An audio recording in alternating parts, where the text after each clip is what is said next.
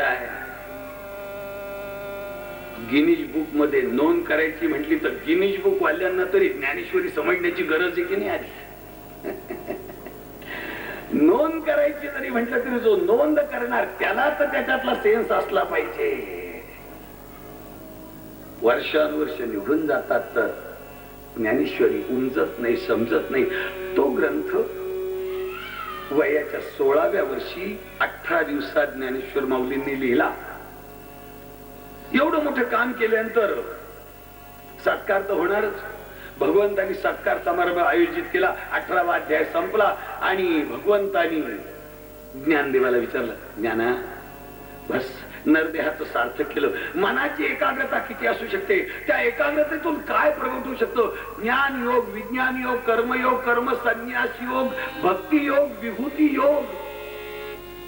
18 दिवसात काय हो? खरं म्हणजे ज्ञानेश्वर माऊलींनी अशा 5-25 ज्ञानेश्वरी आपल्या तोंडावर टाकल्या असत्या, पण आपली कुवत बघून एकच ज्ञानेश्वरी दिली. एकच की यांनाही पुरून उरे, नाहीतर सहज सहज टाकल्या असत्या.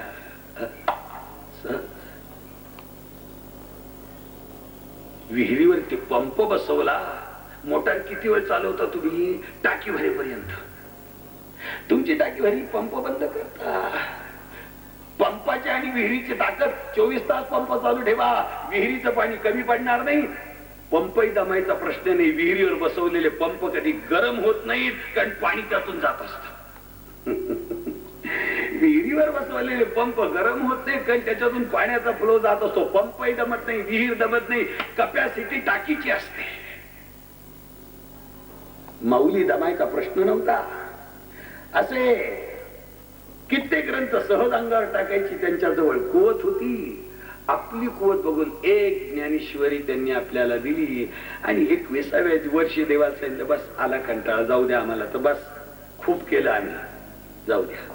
आणि 21व्या वर्षी समाधी घेऊन माऊली निघून गेल्या. या जगात राहण्याजवळ काय म्हणते.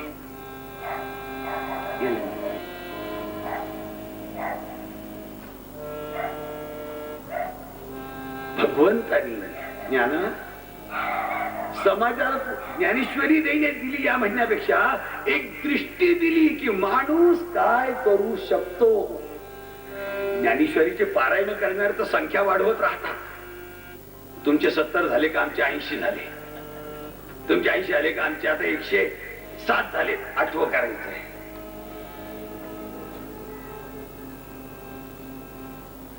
शेकडो पारायण करणं म्हणजे वैशिष्ट्याची गोष्ट नाही. ज्ञाना माणूस काय करू शकतो हे तू दाखवलंस. ज्ञान विज्ञानाचे सगळे प्रयोग करण्याकरता यंत्र लागत नाही, पैसा लागत नाही. भगवंतांनी रेडीमेड प्रयोगशाळा दिली तयार. ही प्रयोगशाळा भगवंतांनी ज्ञान विज्ञानाचे प्रयोग करण्याकरता दिली आहे. 21व्या शतकात आपण आलो ना. परमेश्वराने जो आपल्याला कॅमेरा दिलाय त्याच्यापेक्षा चांगल्या क्वालिटीचा कॅमेरा अजून वैज्ञानिकांनी तयार केलेला नाही. लक्षात ठेवा. एक छोटासा कॅमेरा भगवंतानी आपल्या या 2 डोळ्यांमध्ये बसवला. एका क्षणात जग बघता येतं. जे बघाल ते मेमरी टाकता येत. केवढा स्टॉक आहे. 25 वर्षापूर्वी बघितलेला माणूस खटकन या कॅमेऱ्याने फोटो काढायचा. फोटो काढला की मेमरी टाकून द्यायचा. प्लेट पुसून टाकायची. क्षणाक्षणाला नवीन फोटो निघतात. शेकडो हजारो ते सगळे आतमध्ये जमा होतात. म्हटलं तुम्ही त्यात का हो? यात्रेत राग पाळण्यात बसल्या होत्या. अरे यात्रेमध्ये राग पाळण्यात बसलेल्या काकू 5 वर्षापूर्वीच्या डोळ्याने फोटो काढला. इतक्या सुंदर लेन्स, इतका गॅरंटेड माल नाही बाई. जगात कुठल्याही कंपनीने असा कॅमेरा काढला नाही की जो विश्वदर्शन तुम्हाला घडवेल. आणि सगळंच्या सगळं किती कपाट लागतील फाईल जर करायचं म्हटलं तर. सगळं इथे भरून ठेवलं. भरून किती विज्ञान पुढे जाऊ द्या, या यंत्रापेक्षा सुपेरियर क्वालिटीचं यंत्र अजून जगात निर्माण झालं नाही. अहो, निरनिराळ्या कंपनीचे शेकून मिक्सर, फूड प्रोसेसर बाजारात येतील, पण परमेश्वराने निर्माण करून एक छोटासा फूड प्रोसेसर मिक्सर आपल्या तोंडात बसवला.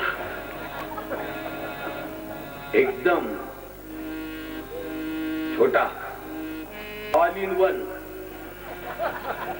शेंगदाण्या करता तो, लाडू करता तो, भाजी पोळी करता तो, भाता करता तो, आंबे खायचे तरी तोच, पेरू खायचे तरी तोच.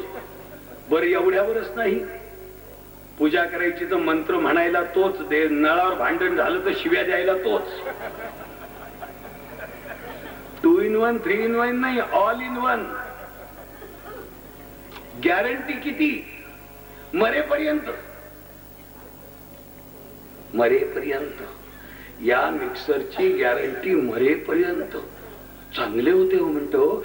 92 वर्षाचं वय होतं, दुपारी जेवले म्हणजे मिक्सरनी काम दिलं.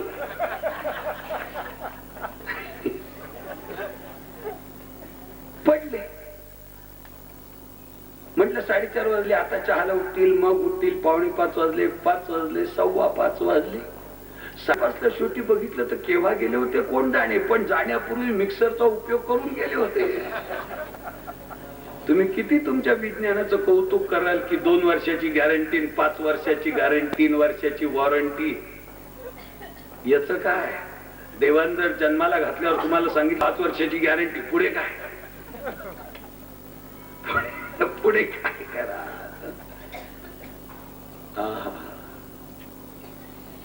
अरे, लाखो रुपये खर्च करून जगात शेकडो वाद्य निर्माण होतात.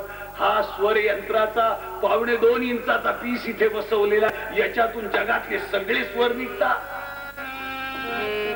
2.25 इंचाचं स्वर या ठिकाणी परमेश्वराने बसवलंय. या ठिकाणी काय कोणते स्वर निघत नाहीत, कोणते मंत्र निघत नाहीत, कोणतं आवाहन निघत नाही. त्याला तबल्याचं चांबडं नाही, पेटीचे सूर नाही, इथून सगळे सूर एवढ्याच्या पीस मध्ये काय खेळा करून टाकली आहे. फक्त त्याच्यावर तुम्ही साधना कराल तर दिवे लावता येतात, आवाहन करता येतं, ईश्वरी शक्ती बोलवता येतात. आपल्याला पाहायला मिळतं, ऐकायला मिळतं, तानसेन गायचा आणि दिवे लागायचे. शनी महात्म्यातला विक्रम राजा त्या गेलेच्या गाड्यावर बसला, बसल्या दीप राग गायला सुरुवात केली आणि दिवे लागले. आपण म्हणून इम्पॉसिबल, कठीण, असं नाही होत या सगळ्याला. नाही म्हणजे ते त्या रागाचं महत्व नाही, ते या स्वरयंत्रावरती असलेल्या संस्काराचं महत्व आहे. आज गाणारे पंडितजी नाहीत का? खूप आहेत. पद्मश्री, निरनिराळे किताब, गंधर्व पुरस्कार, तानसेन पुरस्कार. प्रश्न असा आहे, दिवे का लागत नाही? आधी कुठेतरी दिवे लावलेले असतात. सगळे झाकली मूठ राखायची, लक्षात ठेवायचं. अरे, या काही एक पावित्र्य आहे, याला काही साधना आहे. आपल्या घराच्या शेजारी तंबाखू भाजून मिश्री लावून दात घासणारे असतील तर आपण घर जाऊ, शक्य असेल तर त्या मिश्रीचा त्रास आपल्याला होतो. तेवढं मिश्री भासतात का आपल्याला होतो. आपण घर बदलतो. हृदय वस्तू जनार्दना, परमेश्वर हृदयात राहतो. त्याची साधना करायची ठरलं, सकाळी उठून किंवा दिवसभरात तुम्ही आपला लावा तंबाखूला चुना आणि टाका. इथून जरी टाकलं तर ते वाया त्याच्याकडूनच जात. तुम्ही जे जे खाता, जे जे पिता, तो म्हणतो नाही, तुमच्याकडे नाही राहायचं. या स्वर यंत्राचं पावित्र्य जपा, याच्यातल्या शक्ती जागृत होतात. आम्ही नेहमी सांगतो, अहो विवेकानंद असं कोणतं वाक्य बोलले त्या शिकागोला की लोकांनी 15 मिनिटं टाळ्या वाजल्या. पारतंत्र्यामध्ये हिंदुस्थान खितपत पडलेला आहे. परमेश्वराची मर्जी.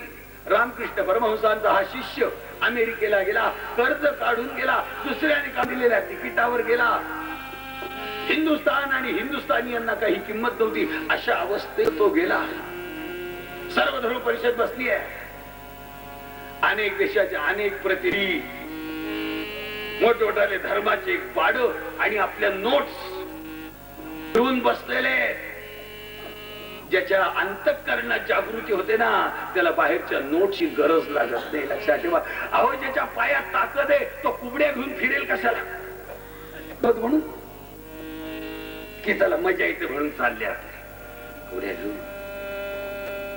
पायामध्ये ताकद आहे, त्याला कुबड्यांची गरज नाही. अंतःकरणात जागृती झाली, त्याला कुठल्या नोट काढायची गरज नाहीये. लक्षात ठेवा. आत अंधार असतो तेव्हा बाहेर तास पडायला काहीतरी लागतं. काही नव्हतं विवेकानंदांच्या हातात, काहीच नाही. आणि बाकीचे अर्धा अर्धा तास, एक एक तास रटाळ लेक्चर देत बसलेले होते, ऐकणारे जांभया देत होते. असा एक सुन्न प्रकार झालेला होता, चाललं होतं. सर्व धर्म परिषद, प्रत्येक धर्माचे लोक पुस्तकातल्या नोट्स काढत होते, ते वाचत होते, सांगत होते. ज्याच्या आतच प्रकाश नाही तो बाहेर कसा पडतील? ज्या दिव्याची आतली कॉईल उडाली आहे तो दिवा बाहेर प्रकाश कसा देईल मला सांगा. विवेकानंदांनी संयोजकांकडे निरोप पाठवला, मी हिंदुस्थानातून, मला बोलायचं आहे, वेळ द्या. आता प्रतिनिधीला वेळ तर त्याच पाहिजे. हिंदुस्थान फाटक्या लोकांचा फाटका देश, पारतंत्र्यात खितपत पडलेला. शेवटी 3 मिनिटं द्यायचे ठरले. 3 मिनिटं देऊन टाकायचं, उरकून घ्या म्हटलं. 3 मिनिटं खूप झाले. 3 मिनिटं. जग जिंकायला 3 मिनिटं लागत नाही. जगात वाटोळ व्हायला 1 मिनिटाची पण गरज नाही. ज्ञानाची जागृती व्हायला 1 मिनिटाची पण गरज नाही. योजक असतात दुर्लभ. 3 मिनिटं दिले गेले. विवेकांची स्वारी आली, समोर उभी राहिली, लोक बघतायत. ही वाणीची ताकद, ही उपासनेची ताकद, ही साधनेची ताकद असते मंडळी. लक्षात ठेवा. काय बोलले ते? वेदांमधले बोलले, शास्त्रांमधले बोलले, पुराणांमधले ते बोलले. एक सामान्य वाक्य ते बोलले. सामान्य. माझ्या अमेरिकन बंधू आणि भगिनींनो, ब्रदर्स अँड सिस्टर्स, अमेरिकन बंधू आणि भगिनी, मला सांगा या वाक्यात टाळ्या वाजवण्याजोगं काय? ठीक आहे, बाकीचे लेडीज अँड जेंटलमन म्हणत होते स्त्री पुरुष हो, स्त्री पुरुष हो. हे फक्त म्हणाले बंधू आणि भगिनींनो. लोक टाळ्या वाजव. 3 मिनिटं वेळ दिला भाषणाला, लोक 15 मिनिटं टाळ्या वाजवतात. बरं, यांनाही कळे ना, हे त्या संस्कृतीशी अपरिचितच. काय लोकांचं म्हणणं आहे? खाली बसा म्हणताय का हिप्पी फुरिओ करताय? काय करताय? लोकांच्या खटकन स्पार्किंग व्हावं त्याप्रमाणे लोकांच्या चिठ्ठ्या येतात, निरोप येत आहेत. जे स्पॉन्सर होते ना, त्याचे कार्यक्रमाचे स्पॉन्सर, त्यांच्या चिठ्ठ्या येत आहेत संयोजकांकडे. शेवटी विवेकानंदांनी काय खाली बसू का मी? काय म्हणणं काय लोकांचं? नाही म्हटलं, लोकांचं असं म्हणणं आहे की तुम्हाला बोलायला टाइम लिमिट द्यायचं नाहीये, मर्यादा द्यायची नाहीये, तुम्ही बोला. हे काय वेदांत वाक्य? हे काही शास्त्राचं वाक्य?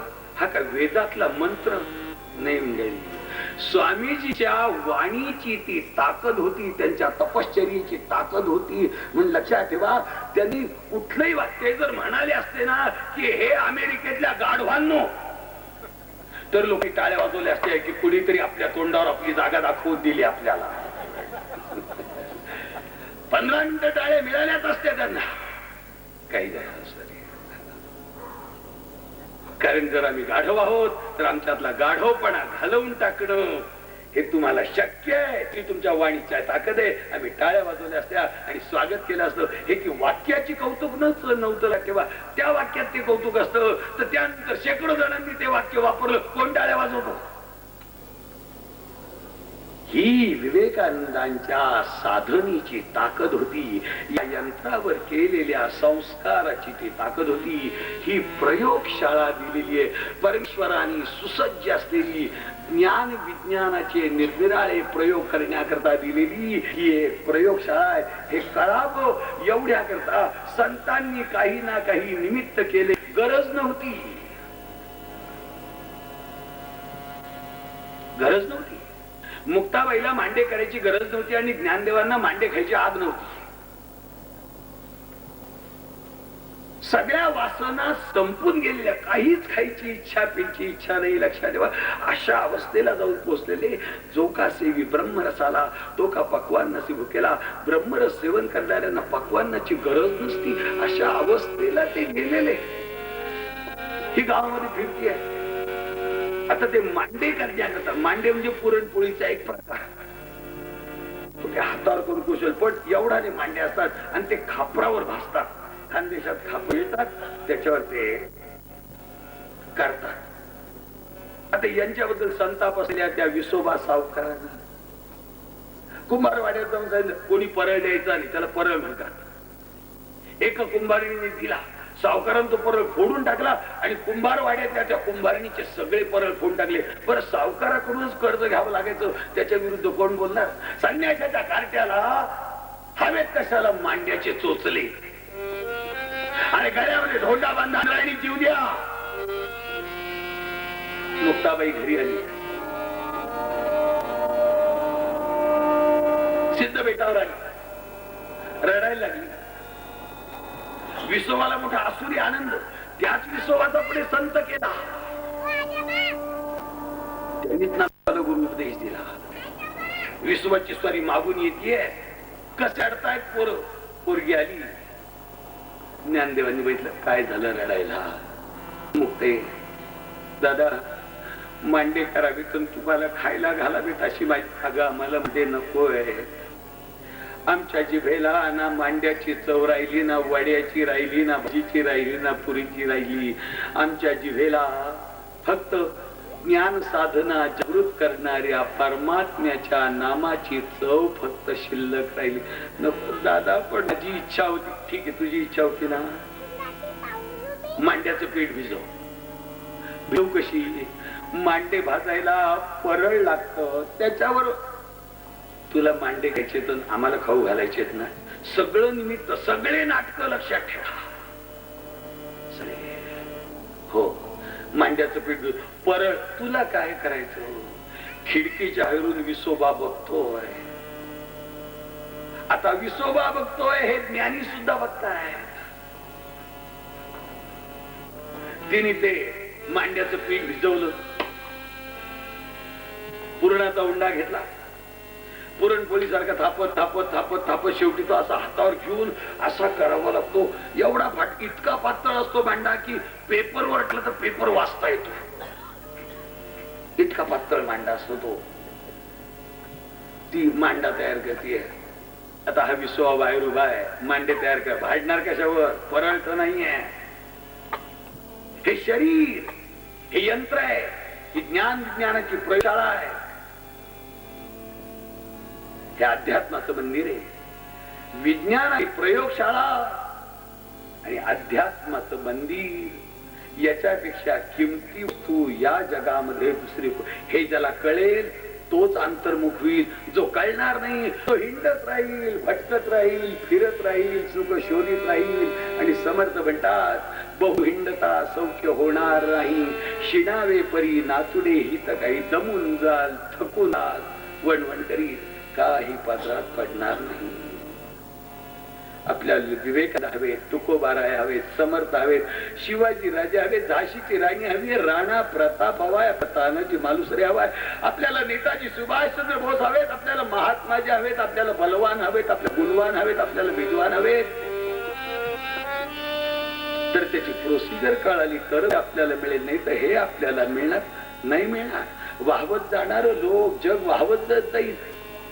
महाभारतामध्ये एकदाच घटोत्कचाने माया बाजार केला होता, पण आता सगळीकडे माया बाजारच झाला मंडळी. जुनं ध्यान नव घ्या, जुनं ध्यान नव घ्या, जुनं ध्यान नव घ्या. सगळा माया बाजारातून गेला. माया या शब्दाचा अर्थ मा म्हणजे नाही आणि या म्हणजे जी, जी काही नाही पण आहे अशी वाटते, तिला माया असं म्हणतात. अशा गोष्टीचा बाजार गेला. ही मांडे तयार करते. विसोबा खिडकीच्या बाहेरून तो प्रयोग बघतोय. ज्ञानदेवांनी, माऊली अनंत उपकार तुमचे, तुम्ही आम्हाला ज्ञानाची दृष्टी दिली, पण आम्ही अंधयासारखे आहोत. नुसती तुमची व्यक्तिरेखा जरी 21 वर्षाची तपासली ना, तरी देव पहावया गेलो तेथे देवचे होऊन ठेलो. देव पाहायला तर आम्ही देव स्वरूप इतकी तुमच्या व्यक्तिरेखेची ताकद, एवढं सामर्थ्य. खांद्यावर उपरणं काढून टाकलं, पंचा होता तो. ज्ञानदेवांनी गुडघे टेकले, पुढे कोपर टेकले आणि शरीरात आग्नी याची तर आपल्याला कल्पना आहे, काल्पनिक तर काही नाही. 99 टेम्परेचर असतं आपल्याला ही तर कल्पना आहे. 99 च 97 होतं, 96 होतं, 95 झालं तर अंगाला ब्रँडी चोळा, पांघरून घाला. म्हणजे 99 च 95 येतो हे आपल्याला कळतं. 99 च 100, 101, 102, 103, 104, 105 पर्यंत जातो याची आपल्याला कल्पना आहे.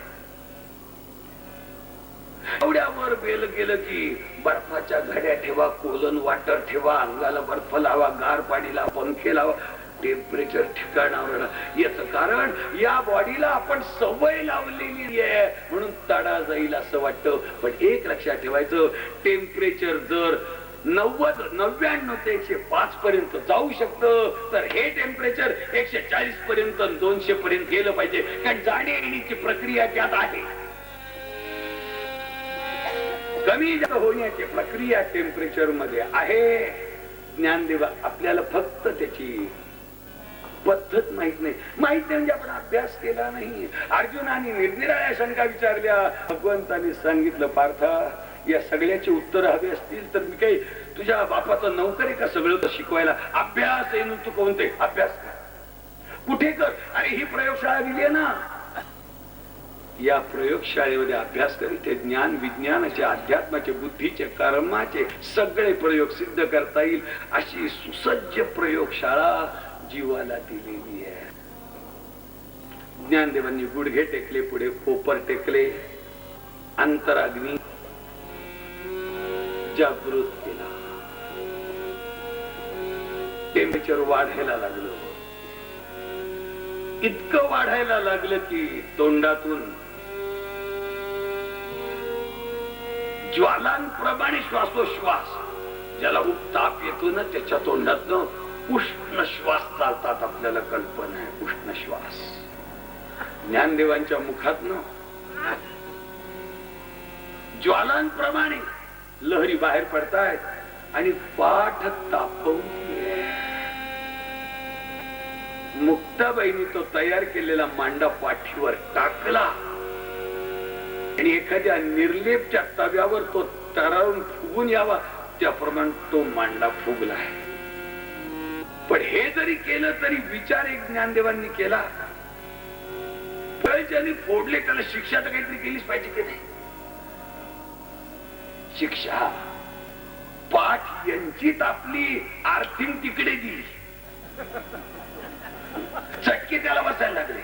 आग आग त्याच्या पाठीची, प्रचंड आग आग आग आग. मुक्ताबाई मांडे करतीये, एक मांडा झाला दुसरा करते, पाठीवर टाकते, उलटे पालटे करतीये. ज्ञानदेवांची स्वारी स्वस्त आहे. इस्त्रीची क्वाईल तापली की कपड्याच्या घड्या मोडतात. शरीरामध्ये शक्ती आहे, क्वाईल नाही म्हणत मी, क्वाईलच्या कार्याला मर्यादा असते. याच्या पाठीची आग व्हायला लागली. का भूतीकडे ना आग आग. शेवटी इंद्रायणीच्या पाण्यात जाऊन बुडी मारली, पाण्यात उतरला. आतून जिथे आग लागते तिथे बाहेरच्या पंख्यांचा उपयोग नसतो, लक्षात ठेवायचं. आतून लागलेल्या आगीला बाहेरच्या गोष्टी उपयोग करू देत नाहीत. आग लागली पाठीला, भडका भडका भडका भडका. काय करावं सूचना, गडबा लोळतोय. मांडे इकडे तयार होत आहे, चटके याला बसताय.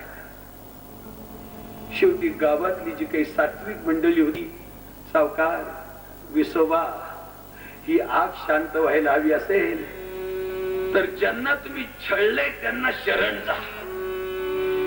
हा शेवटी विसोबाची स्वारी धावत धावत आली, ज्ञानदेवांच्या चरणावर मस्तक ठेवलं, मांड्यांकरता पाठ तापवली. ती एका माणसातला साधक जागा करण्याकरता पाठ तापवलेली होती.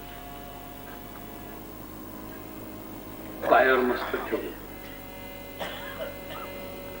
ज्ञानदेवांनी बघितलं, विसोबा अपराध तुम्ही आमचा नाही केला, परत तिचे ओढले, रडवलं तिला, शरण तिला जा, तुमच्यावर कृपा ती करी. ज्ञानदेव तरी वयाने मोठे होते, पण ती तर लहान होती, लक्षात ठेवा. पण आगीची ठिणगी कधी लहान नसते. कापसाच्या ढिगारी लक्षात ठेवावं, आपण किती मोठे जरी असलो तरी एक आगीची ठिणगी आपल्यापेक्षा मोठी आहे. सगळ्या ढिगाची ती राख करू शकते. शरण विसोबाची स्वारी मुक्ताबाईच्या चरणावर मस्तक ठेवलं, म्हटलं, आई मला क्षमा कर, आई मला क्षमा कर. मुक्ताबाईने ज्ञानदेवांकडे बघितलं, ज्ञानदेवांनी फोन केली, कर क्षमा. आपण क्षमाशील आहोत, जगाला ज्ञान किंवा दृष्टी देण्याकरता आलोय. मुक्ताबाईने मस्तकावर हात ठेवला आणि मस्तकावर हात ठेवल्याबरोबर देहाची आग शांत झाली. ज्ञानदेवांनी आपली पाठ थंड. हे योगाचे प्रयोग या पुराणातल्या गोष्टी नाहीत. 60 वर्षापूर्वी टीव्ही वरती एक सिरियल चालायची बघा, ऐसा भी होता है नावाची. त्यातला शेवटचा एपिसोड आम्ही बघितला होता, कदाचित तुम्ही बघितला असेल. दुपारी 12-12:30च्या सुमाराला. त्यानंतर ती सिरियल बंद झाली. ऐसा भी होता है मध्ये एक नेपाळ मधला योगशास्त्राचा प्राध्यापक त्या ठिकाणी बोलवला होता. वय वर्ष 45 त्याचं. कॅमेरा त्याच्यावर स्थिर केलाय, समोर ती पोरगी होती. ऐसा भी होता है शेवटचा प्रयोग दाखवता तिने की जगात काय होऊ शकतं. हे टीव्हीच्या कॅमेऱ्या समोर घडलेली गोष्ट लक्षात ठेवा. तिने आपल्या पर्स मधून एक 10 पैशाचं नाणं काढलं, अल्युमिनियमचं, पाण्यामध्ये धुतलं, आपल्या त्या फोडणीला पुसलं आणि ते समोर टेबलावरती ठेवलं. आणि या योगाच्या प्राध्यापकांनी आपली दृष्टी त्या 10 पैशाच्या नाण्यावरती स्थिर केली. किती? साधारणतः 2 ते 2.5 मिनिटं दृष्टी त्याच्यावरती स्थिर केली. कॅमेरा तिघांवर स्थिर होता. या पोरीवरती, त्याच्या डोळ्यावरती आणि त्या 10 पैशाच्या नाण्यावरती कॅमेरा तो स्थिर केलेला होता. 2-1 मिनिटापर्यंत तर स्थिर. डोळ्यातले बदल पाहता पाहता डोळे त्याचे क्वाईल तापावी तसे लालसर छटा डोळ्यामध्ये आहे. नजर स्थिर केली. योगशास्त्रात तिला त्राटकाचा सिद्ध प्रयोग म्हणतात. 1.5 ते 2 मिनिटं त्यांनी नजर स्थिर केली. 2 मिनिटांनी डोळे बंद करून घेतले त्यांनी.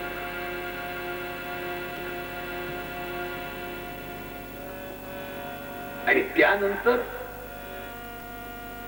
त्या पोरीने ते 10 पैसे असे उचलले तर त्याची राख झाली होती. अशी राख खाली पडते. ते नाणं जळून ऐसा भी होता है म्हणून ती सिरियल संपवली होती.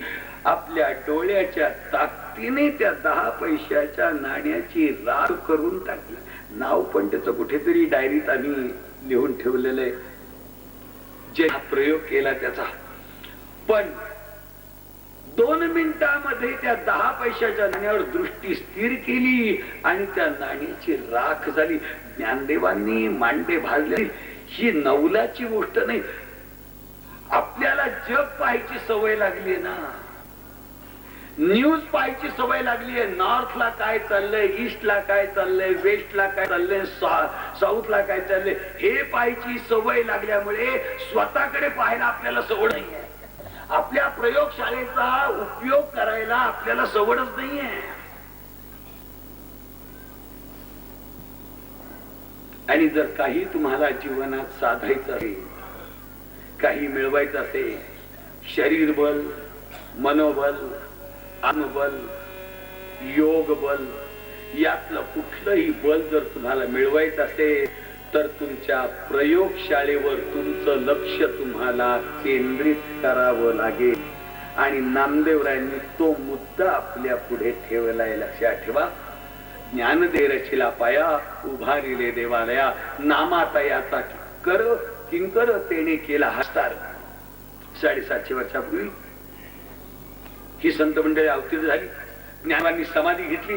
त्यांनी समाधी घेतल्यावर उरलेल्या 3 भावंडांनी 1 वर्षाच्या आत, मुक्ताबाईने एदलाबादला, सोपान देवांनी सासवडला आणि शेवटी निवृत्तीनाथांनी त्र्यंबकेश्वरला 1 वर्षाच्या आत तिघांनी ज्ञानदेवांच्या मागोमाग समाधी घेतली आणि जगात निरोप घेऊन निघून गेले. नामदेवराय उदास झाले. नामदेवरायांनी महाराष्ट्र सोडला आणि मग भारतभर फिरत राहिले. प्रारब्धाचा योग होता. आयुष्य जेवढं दिलंय तेवढं भोगावंच लागतं. नामदेवांना वय वर्ष 94 पर्यंत होतं.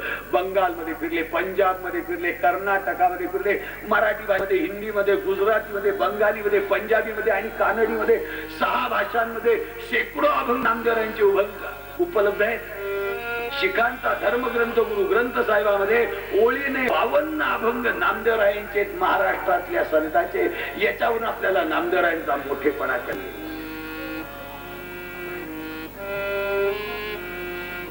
वयाच्या 5व्या वर्षी पंढरपुरात पांडुरंगाच्या मूर्तीला चेतनामय करून त्यांनी दूध प्यायला लावलं होतं. हजारो अभंग मुखातनं बाहेर पडले. केवळ अभंग आणि ज्ञान हे क्षेत्र निवडल्यामुळे आपल्या वाणीच्या माध्यमातून जगाला ज्ञान विज्ञानाचे दार या संतांनी उघडे करून दिले. एखादा मूर्ती तयार करणारा जर असेल तर केवळ मूर्तीच्या शिल्पाच्या माध्यमातून निरनिराळ्या देवतांचे, माणसांचे, निसर्गाचे शिल्प तो तयार करतो. कारण त्यांनी ते क्षेत्र निवडलंय. लेखक आपल्या लेखणीतून विश्व निर्माण करतो. गायक आपल्या कंठातून विश्व निर्माण करतो. त्याप्रमाणे संत आपल्या वाणीतून ज्ञान विज्ञानाचे दार दालन उघडे करतात, मोकळे करतात आणि सांगतात सगळं जग सुखा करता तडफडत आहे. प्रत्येक प्राणी सुखा करता तडफडतोय. प्रत्येक जीव सुखा करता तडफडतोय आणि सुखापासून खूप दूर आहे. तळमळ लागली सुखाची, पण सुख मिळत नाही. कारण सुख शोधायची, सुख दुसरीकडे, सुख शोधायची जागा दुसरीकडे. एक 90 वर्षाची म्हातारी रात्री 10 वाजता एका झाडात, एका दिव्याखाली, नगरपालिकेच्या दिव्याखाली खाली वाकून शोधत होती. तिकडून एक सायकल वरून 60 वर्षाचा तरुण आला. कारण ही 90 वर्षाची म्हातारी होती, तो 60 वर्षाचा. आता तो सामाजिक कार्यकर्ता खाली उतरला, सायकल स्टँडला लागली. आजी आजी 10 वाजलेत रात्रीचे, काय शोधताय तुम्ही इथे? म्हटलं बाबा माझी गरीबाची शिवायची सुई हरवली आहे. आता साहजिक आहे, सकाळी पातळ नेसायचं असेल, दांड घालायचं असेल, कुठे टाके घालायचे असतील, सुई हरवली आहे. आता हा तिच्यापेक्षा जरा तरुण, ती 90 वर्षाची, हा 60 वर्षाचा. याचे डोळे जरा बरे. यांनी जरा बारकाईने शोधलं. शेवटी चल आजी आजी सुई नक्की कुठे हरवली? म्हणजे त्या स्पॉटला शोधाया. सुई नक्की कुठे हरवली आहे? म्हटलं भाऊ सुई कधी माझ्या झोपडीत हरवली. म्हटलं माझी इथे का शोधता? म्हटलं घरी दिवा नाही ना बाबा, म्हणून दिव्याखाली शोधते. अरे जिथे दिवा आहे तिथे सुई हरवलीच नाहीये, आणि जिथे सुई आहे तिथे दिवा नाही आहे. जिथे सुख आहे तिथे शोध घेतच नाही, जिथे शोध घेतोय तिथे सुख नाहीच आहे. म्हणून ज्यांनी एक अफाट कार्याचा व्याप ज्या नामदेवरायांनी केला की 6 भाषांमध्ये ज्ञान विज्ञानाचे अनेक अभंग आणि अनेक रस्ते आपल्याला उघडे करून देत, प्रवास करण्याकरता दालनं उघडे करून दिलेले. त्या नामदारांनी बघितलं, या जगाला सुखाची ओढ लागली आहे, सुखाची तळमळ लागली आहे आणि सुख तर मिळत नाही. समर्थ तर म्हणतात सुख सुख म्हणत आहे, दुःख ठाकून आले. सुखाकरता शोध घ्यावा तर दुःख येतं. आणि कोई तन दुखी, कोई मन दुखी, कोई धन रहित उदास, कोणाला शारीरिक दुःख, कोणाला मानसिक दुःख, कोणाला सांपत्तिक दुःख, थोरे थोरे सबही दुखी. हे सगळे दुःखी आहेत आणि एक सुखी हरिदास. या जगामध्ये फक्त हरिदास सुखी आहे. थोरे थोरे सबही दुखी, एक सुखी हरिदास. हरिदास म्हणजे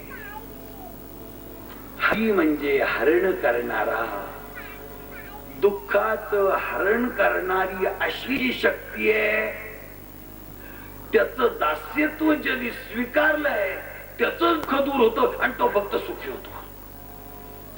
सुखी नाही होणार. जगात तुम्हाला शेकडो लोक सुखी दिसत असले तरी ते सुखी नाही.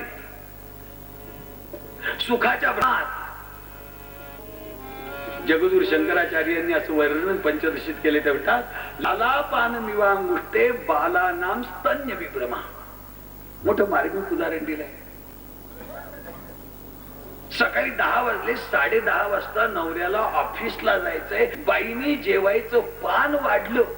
नवरा पानावर जेवायला येऊन बसला, भात कालून घास घेणार, एवढ्यात पाळण्याचं कार्ट रडायला लागलं. खरं म्हणजे तिने त्याला असं चोळून मोळून आंघोळ घातलेली होती की 11:30 पर्यंत झोपायची. त्यांनी किती वेळ झोपायचं हे त्याच्या आंघोळ घालण्यावर अवलंबून असतं. आता काय त्या कार्ट्याचं बिघडलं, ते 10लाच रडायला लागलं. नवऱ्याचा हात तिथेच थांबला. म्हटले बघ, त्याचं रडणं बंद कर. हे रडणं ऐकून ऑफिस मध्ये गेलो ना तर कायम माझ्या कानावर त्याचं रडणंच ऐकू येत राहतं. माझं लक्ष काही लागत नाही कामावरती. ती रडणं बंद कर त्याचं. तिने विचार केला त्याचं रडणं बंद करायचं म्हणजे त्याला घ्यायला हवं. त्याला घ्यायला हवं म्हणजे यांच्या जेवणात लक्ष देता येणार नाही. यांच्या जेवणाकडे तो पंचम लावून रडतोय जोरात. म्हटलं आधी त्याचं रडणं बंद कर. बाई चटकन उठली. मोठी हुशार. हुशार म्हणजे जातच हुशार बायकांची.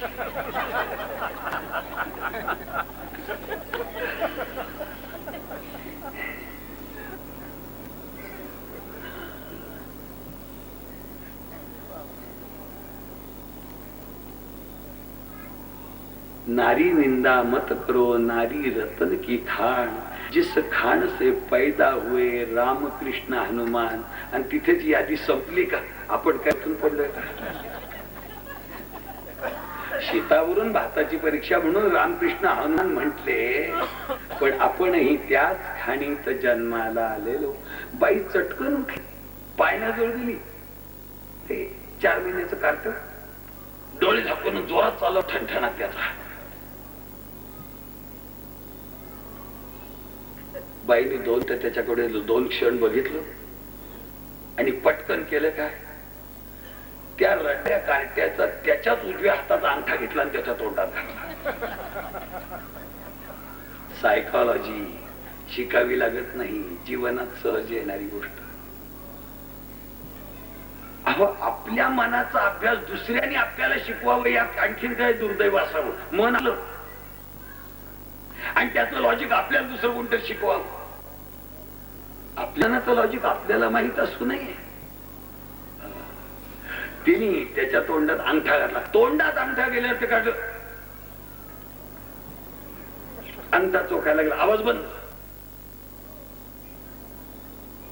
बाईनी फक्त पांघरून सारखं केलं, तोंडात अंगठा गेला, त्याचं रडणं. ही स्वयंपाकघरात आली. यन भेटला काय, बाळ कुठे? म्हटलं पाळण्या. रडायचं कसं? तुम्हाला काय करायचं? तुमचं डोकं ऑफिस मध्ये, इथे नाही. तुम्हाला फक्त एकच डोकं आहे, पैसा मिळवणे. बायको म्हणजे षडगुणैश्वर्य संपन्न आहे. जगात 2च षडगुणैश्वर्य संपन्न आहे. एक देव आणि दुसरी बायको. देवा षड्गुणेश्वरीय संपन्न म्हटलेलं आहे. त्याच्याकडे 6 गुण आहेत. बल, सौंदर्य, यश, श्री, ज्ञान आणि वैराग्य या 6 गोष्टी देवाजवळ आहेत. आणि स्त्री जवळ 6 गोष्टी. कार्येषु मंत्री, करणेषु दासी, भोज्येषु माता, शयनेषु रंभा, धर्मा कुला, क्षमया दरिद्री, भार्याची षड्गुण्यवती असू दुर्लभा. म्हणून षड्गुणैश्वर्य संपन्न एक देव, दुसऱ्या तुम्हाला काय करायचं म्हटलं, तो रडायचं थांबलं. तुम्ही जेवा ना, नंतर मी बघेन. रडत नाही तो, तुम्हाला त्याच्या रडायचा त्रास व्हायचा ना, त्याचं रडणं बघेल. याचं जेवण झालं, तिने गरम पोळ्या वाढल्यानंतर भातही वाढल्यानंतर वरण तूपही वाढलं, मागचं ताकही झालं, सगळं जेवण झालं. तिने त्याला बडीशोप दिली. पाळण्याजवळ आला, म्हटलं किती शांत पडलाय ग, तुम्ही चला. तो का शांत पडलाय ते मला माहितीये, तुमचं ते क्षेत्र नाही. परसदन निविष्टा को लघु तोमने अति, दुसऱ्याच्या क्षेत्रात प्रवेश जर करा तर तुम्हाला कल्पना येईल. शेवटी नवरा निघून गेला कामावरती. बाईने पटकन 10 मिनिटात घरात नवरावर केली, पाळण्याजवळ आली आणि पोराच्या तोंडातला अंगठा काढला. अंगठा काढल्या त्याने भोकाड पुस्तक रडायचं. का आतापर्यंत रडत का नव्हतं? आचार्य म्हणतात, अंगठा चोखणाऱ्या पोराला आपण स्तनपान करतोय असा भ्रम निर्माण झाला होता. लाला पान विवांगुष्टे बालानाम स्तन्यभ्रमा. अंगठा चोखणाऱ्या पोराला आपण स्तनपान करतोय, पोट भरतय, सुखाची अनुभूती घेतोय असा भ्रम निर्माण झाला होता. फक्त आईला माहित होतं कार्टस्तच दमतय, त्याच्या पोटात काही जात नाहीये. मग तिने अंगठा काढून घेतला, त्या लेकराला आपल्या हृदयाशी धरलं. झालेला बदल त्याला कळाला नाही, तिला कळाला.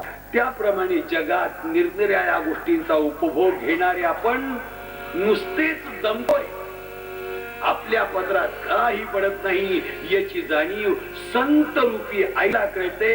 आणि ते तुमच्या भ्रमाच्या गोष्टी काढून घेतात आणि अमृत पान करण्याच्या गोष्टी तुम्हाला देतात. मधला बदल तुम्हाला कळत नाही, पण सुख ही अनुभूतीची गोष्ट आहे. आणि सुखाची तळमळ लागली असेल तर नामदेवांनी काही संकेत आपल्याला दिलेले. सिद्धांत कधी बदलत नाहीत आणि ज्ञानियांच्या मुखातले तर कधीच बदलत नाही. आपल्याला सुख जर हवंय तर सुखा लागी करीसी तळमळ. सुखाची तळमळ लागली ना, सुखाच्या तळमळी करता उपाय सांगितलाय. भाग्य हात जोडून आपल्या पुढे उभं आहे. ज्ञानाचे दार आपल्या करता उघडे, सगळं आपल्या करता उपलब्ध आहे. आपला मार्ग चुकतोय, रस्ता चुकतोय, तो जर रस्ता बरोबर झाला तर अपेक्षित असलेलं ज्ञान देवा तुझी गणेशू, सकलार्थ मती प्रकाशू, म्हणे निवृत्ती दासू अवधारी जोजी. लक्ष द्या म्हणजे आपल्या लक्षातील ज्ञानेश्वर म्हणतात, नामदेवराया मला सुखाची तळमळ शिकवतायत, सांगायचा प्रयत्न करतायत. त्यांनी सांगितलेल्या अभंगाचा आशय, त्यांची अनुभूती, ज्ञानियांची अनुभूती, महापुरुषांची अनुभूती आणि त्यात आपले निर्णय, हे सगळं मिसळायला लक्षात ठेवा. तंबोऱ्याला 4 तारा असतात, 4ही तारा वाजवायला लागले ना, त्या 4 तारांमध्ये एक 5वा सूर तयार होतो. सूर, त्याला नाद ब्रह्म म्हणतात. 4 तारा षड्ज पंचम छेडायला लागलात की 5वा सूर, आणि त्या 5 सुरांमध्ये तुम्हाला 12 पट्ट्या ऍडजस्ट करता येतात. 4 सुरातून एक सूर तयार होतो आणि त्या एका नाद ब्रह्मातून 12 पट्ट्यांचा विस्तार आणि हजारो रागांचा विस्तार तुम्हाला करता येतो. 4 तारा, त्या 4 तारातून नाद ब्रह्म निर्माण होतो. अशा 4 तारा जीवनाला आपल्याला दिलेल्या आहेत. लक्षात ठेवा, धर्म, अर्थ, काम आणि मोक्ष 4 तारा जीवनाच्या दिल्या आहेत. ब्राह्मण, क्षत्रिय, वैश्य आणि शूद्र 4 तारा जीवनात दिलेल्या आहेत. परा, पश्यंती, मध्यम आणि वैखरी 4 तारा जीवनाच्या दिल्या आहेत. तंबोरा तयार आहे, प्रयोगशाळा तयार आहे, कमतरता साधकांची आहे. आणि जो साधक होईल तो साधकता सिद्ध होईल. जो विद्यार्थी म्हणून प्रवेश करील कधीतरी तिथेच तो लेक्चरशिप करील, कधीतरी तिथेच प्राचार्य होईल, कधीतरी तिथेच रिटायर होईल आणि कधीतरी तिथेच त्याचा पुतळा बसवला जाईल. जिथे सुरुवात तिथे शेवट आहे. संतांच्या निमित्ताने काही विषय आपल्या पुढे मांडायचे. सिद्धांत काळाच्या ओघात कधी बदलत नाही. जग सामान्य गोष्टीत अडकून पडतो. जातीयवादामध्ये, धर्माच्या अंधश्रद्धेमध्ये, अविवेकाच्या अंधश्रद्धेमध्ये कुठेतरी अडकून पडतो. याच्यातून बाहेर निघालं पाहिजे. परमेश्वर वाट पाहतोय नव्या विवेकानंदांची, नव्या लोकमान्य टिळकांची, नव्या शिवाजी राजांची, नव्या बुद्धिमंतांची, नव्या ज्ञानी यांची वाट पाहते. जर हवं असेल तर या प्रयोगशाळेचा तुम्हाला उपयोग करावा लागेल. हे सांगताना नामदेवराय उपदेश करायचा किंवा मूळ पद्यात सांगायचा आपल्याला प्रयत्न करतात.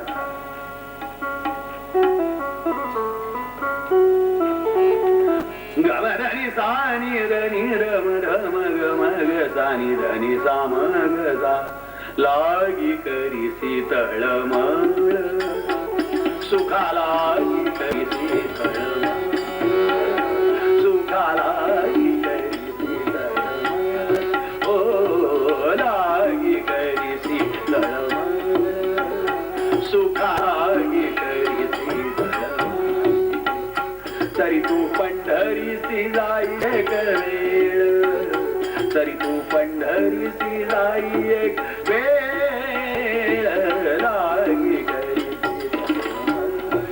ओ लागी करी सुखा लागी करी मग तू अवघाची सुख रूप होसी, मग तू अवघाची सुख रूप जन्मोजन्मीचे दुःख विसराशी, जन्मोजन्मीचे दुःख विसराशी अवघाची सुख रूप होशी. मग तू अवघाची सुख रूप होशी, मग तू अवघाची सुख रूप होशी, अवघाची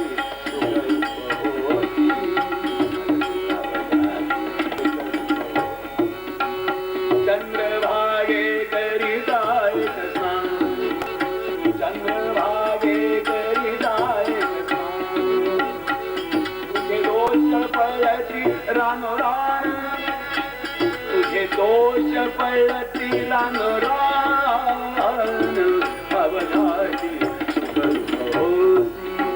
मग तू अवघाची सुख रूप होसी, अवघाची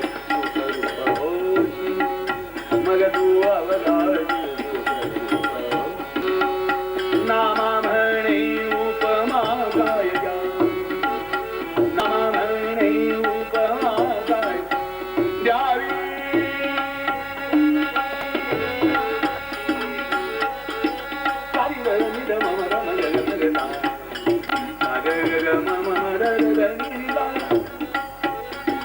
गमधरी जा मरिदा निसा गसा गमा गसा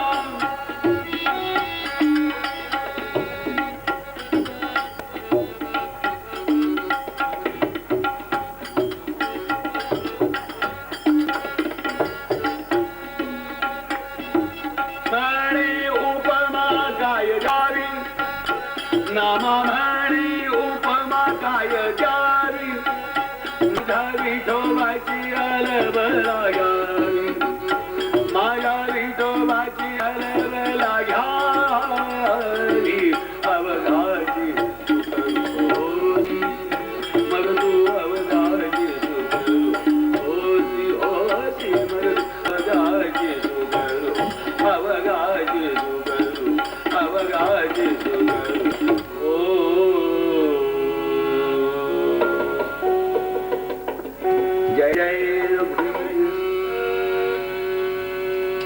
विश्वामध्ये वावरणारी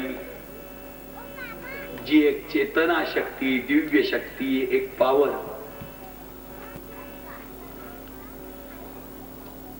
त्या शक्तीशी अनुसंधान साधण्याकरता एक साधन संतांनी शोधून काढलं. साधनाच्या माध्यमातून अपेक्षित गोष्ट सिद्ध करता येते, त्याला साधन असं म्हणतात. ईश्वरी शक्तीशी, दैवी शक्तीशी, अलौकिक शक्तीशी अनुसंधान साधण्याकरता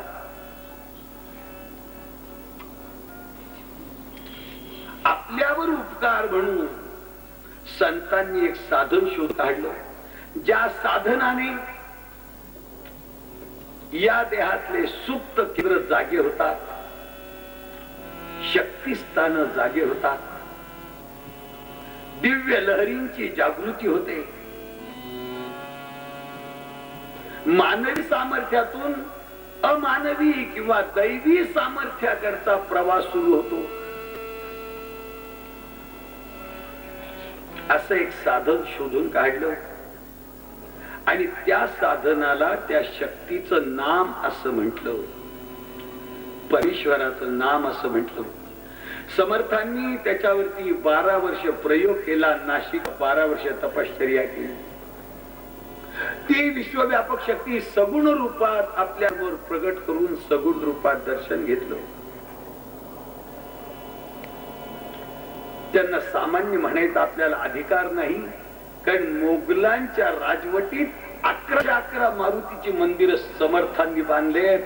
आपण 1112 बांधायचे आणि मग त्यांच्या अपोजिट उभं राहायचं. लक्षात ठेवा.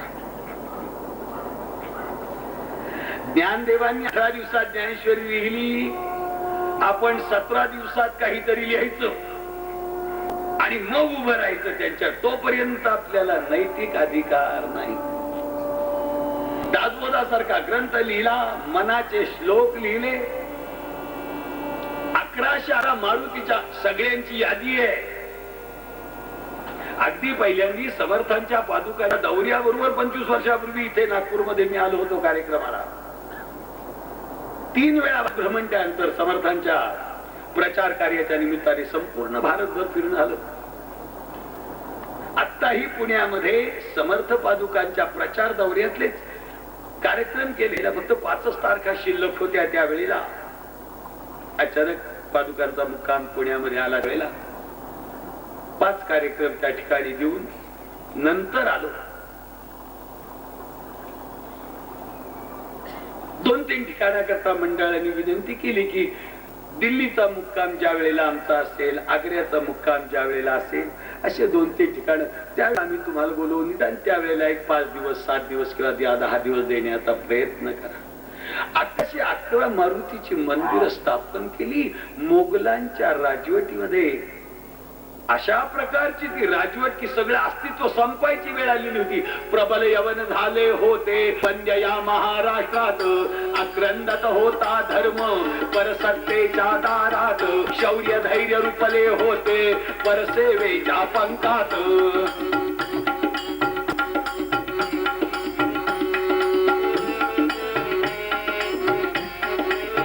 प्रबल यवन झाले होते वंद्य या महाराष्ट्रात, आक्रंदत होता धर्म परसत्तेच्या दारात, शौर्य धैर्य रुपले होते परसेवेच्या पदात.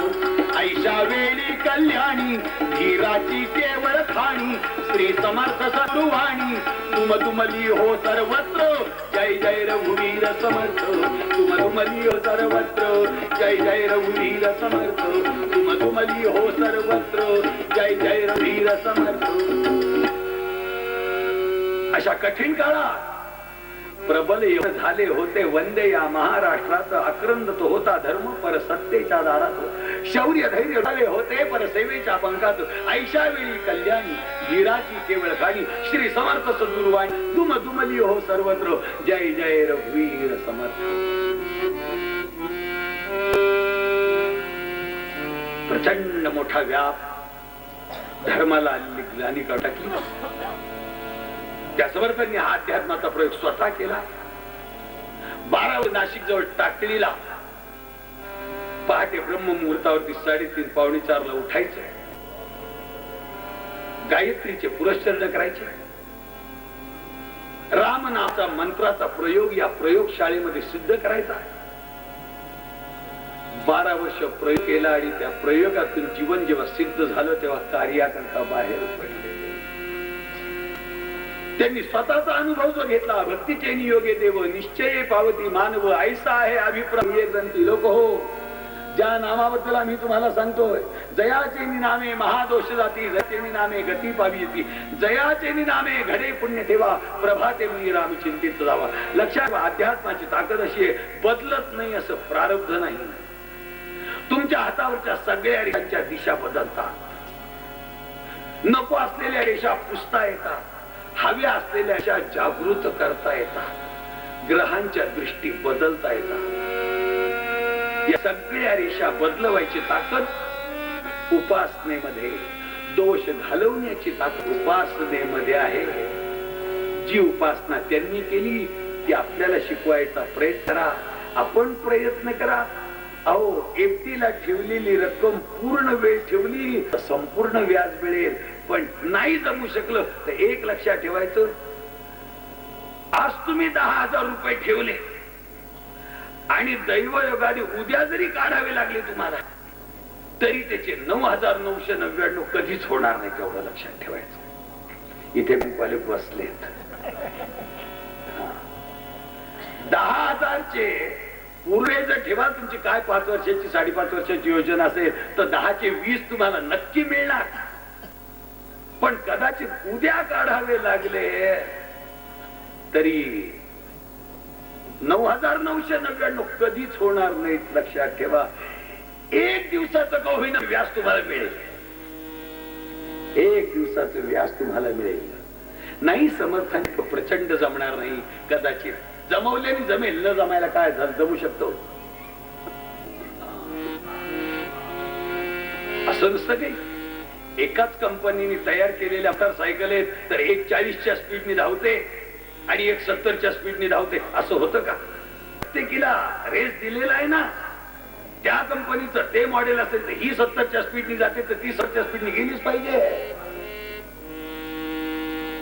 मग ते मॉडेल जरी घडवलंय तरीच आपले मॉडेल घडवले. केल्याने होत आहे रे, आधी केलेच पाहिजे. परमार्थी तो राज्यधारी, परमार्थ नाही तो भिकारी. या परमार्थाची सरीमास नाही. जो परमार्थी तो राजा आहे आणि परमार्थ न घेता तर जगाल, काही मिळवालही, कसे तरी जगालही, पण आतली जी शांती आहे, आतलं जे समाधान, आतली जी तृप्ती आहे, ती जर मिळाली नाही तर काही उपयोग होत नाही. म्हणून संतांनी प्रयोग केले, त्याची सवय आपल्याला लागावी.